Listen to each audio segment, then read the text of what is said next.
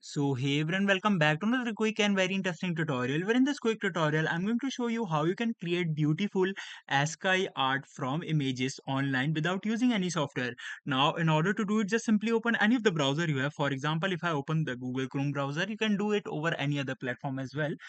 Just simply in the search bar, write asciiartgenerator.org. You can see the right URL over there and hit enter.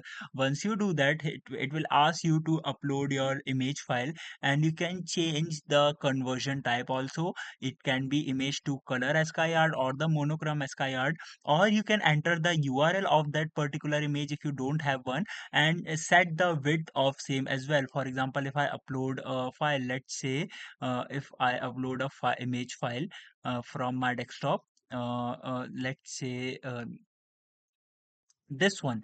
Once I upload it, and I just need to hit the width of the same and just simply hit start, and it will automatically generate an ASCII art for the same. It might produce some errors. You can retry the same process and it will generate a beautiful ASCII art for the image. Alright, so that's it for this video. I hope this video will be helpful for you. Make sure to hit the like button and subscribe button for more such helpful and interesting tutorials. See you in the next one. Take care.